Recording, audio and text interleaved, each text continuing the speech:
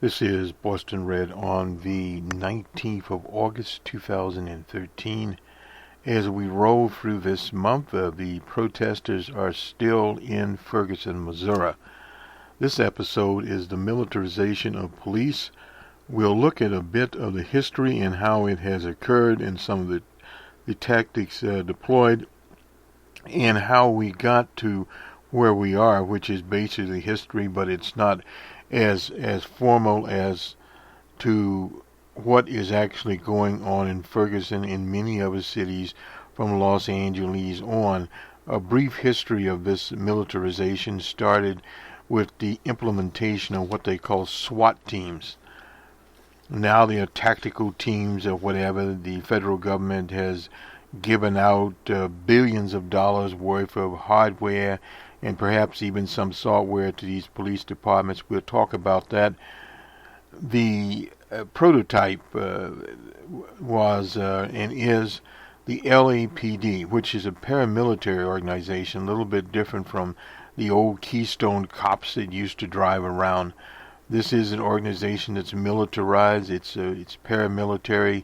And what has happened in many of the police departments, big and small. Now, Ferguson is a very small police department. 53 coppers in it, and 21,000 people, which are roughly 70% of those are African Americans.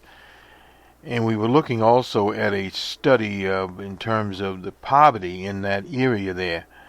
And we'll also have some polling here from the Pew people as to where the nation stands in their particular sample.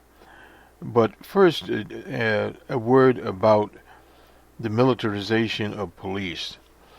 This started to occur in the 70s, and that was after various rebellions in Watts and in Detroit, etc.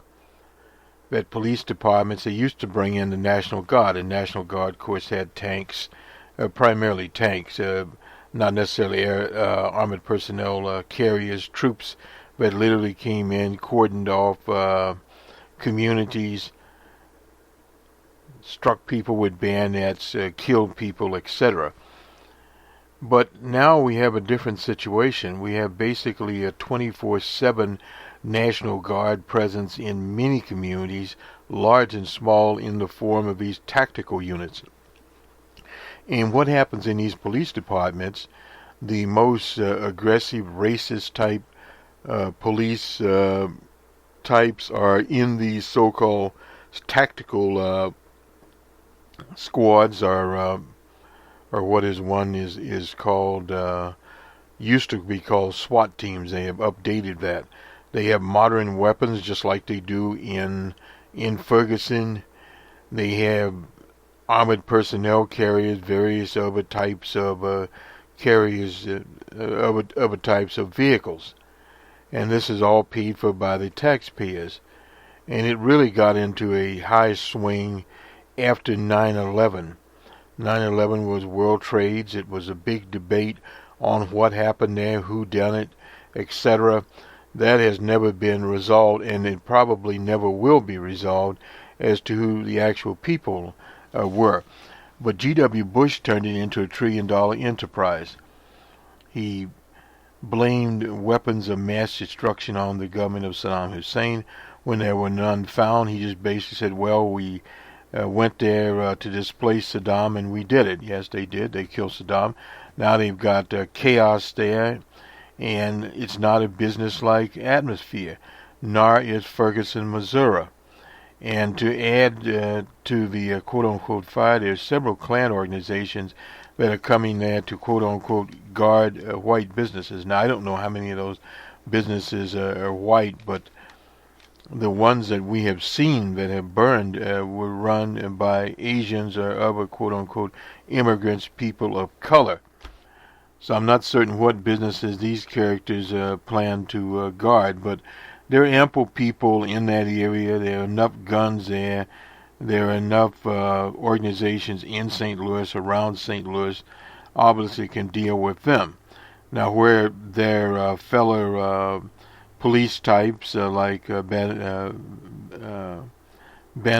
and He's with the county police. He's the chief there.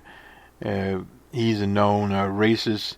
And the Ferguson police. So really, when you talk about the Klan and Klan-like, militia-like, Tea Party-like, they are already on the ground and have been on the ground. And they have allowed them to have sticks, clubs, and stones and everything else. But what point are they trying to make? We'll get to that after we move to the militarization part. Dennis-J-Kucinich, a former congressman and presidential candidate, he used to be the mayor of Cleveland. We remember Dennis-J-Kucinich. He was also on the city council in Cleveland. But nonetheless, he was writing here in the Huff and Puff Post. He reinvented himself. He was in Congress for 16 years. But the title of his essay is Militarized Police and a Threat to Democracy. There's no doubt about that.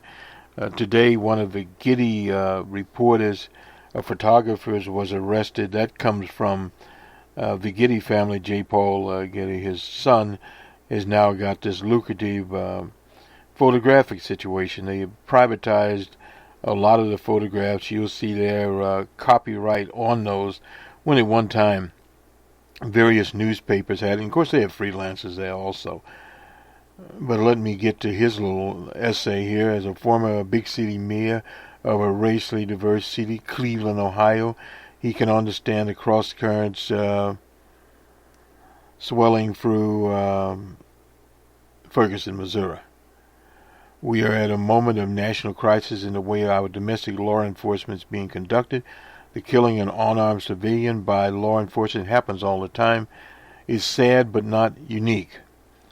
But the police response to the protests has produced a powerful cautionary moment for Americans, and the militarization of local police have led to the arrival today in Ferguson of actually the military. Yes, indeed, they are there, the National Guard, but they're guarding the command center for the police.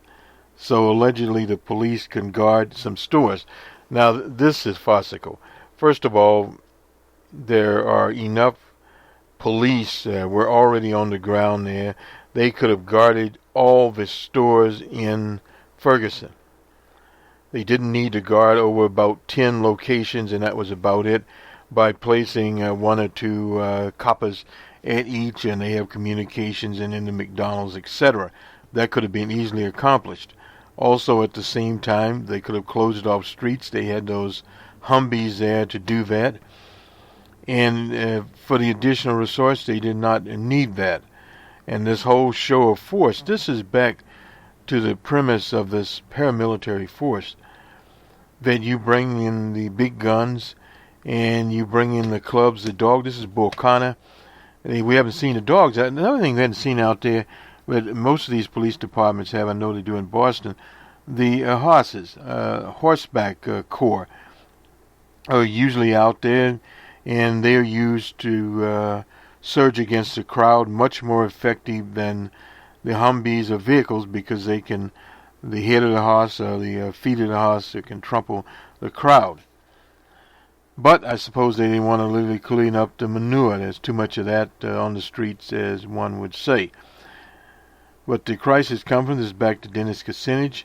The erosion in a principle in federal law, posse comitatus. Now, we're not talking about the right-wing organization was in the Dakotas and elsewhere, meant to restrict the use of military and civilian law enforcement. The Pentagon disposal of military equipment to domestic police units, which has increased since 9/11. I'm glad he makes this point.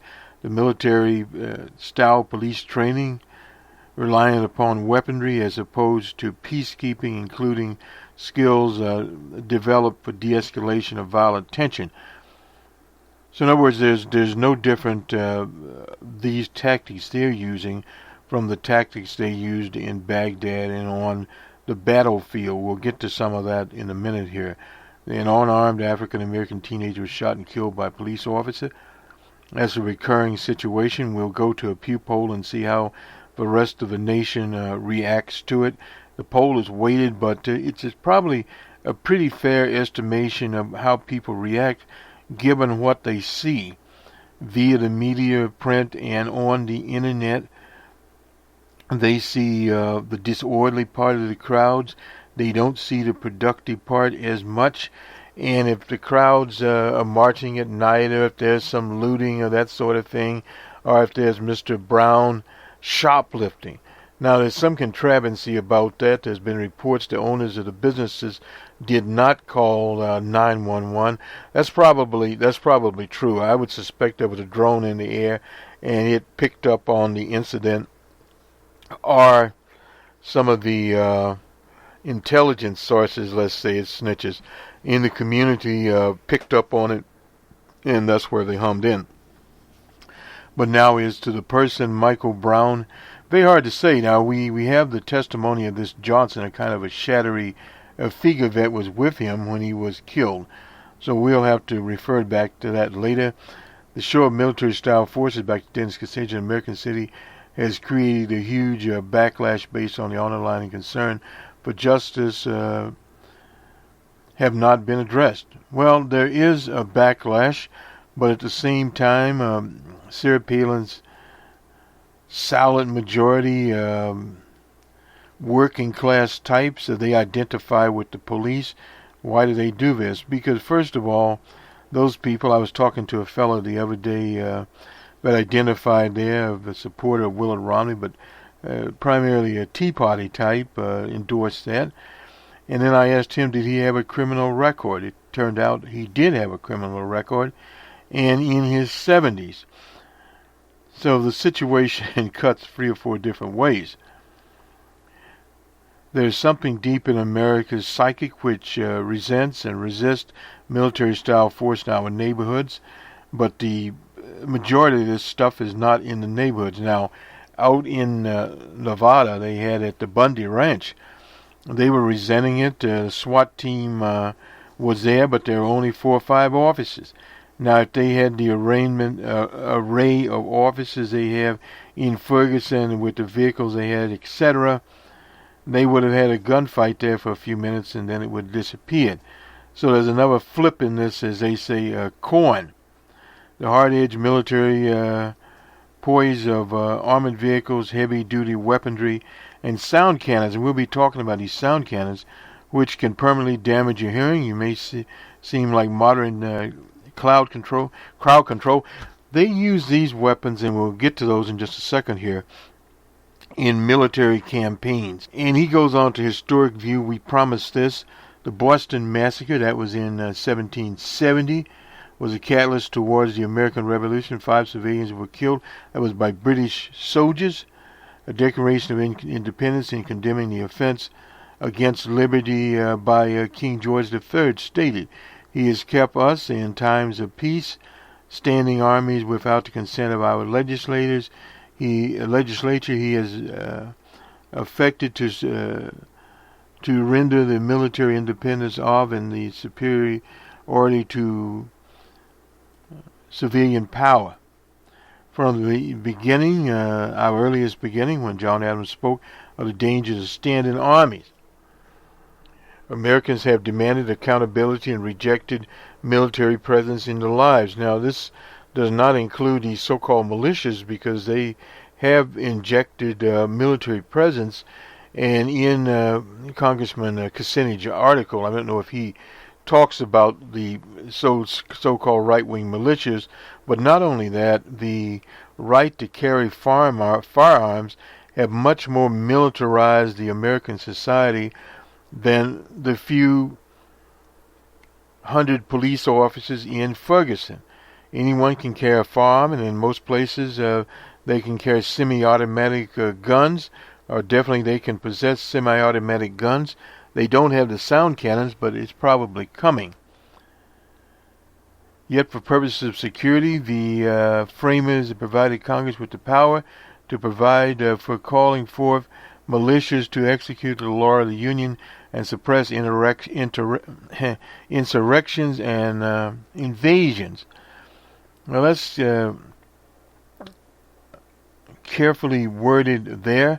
And he goes on to talk about 80 years later, the federal government would attempt to acquit itself of that sellout by using federalized National Guards to challenge segregation, enforcing African American students' rights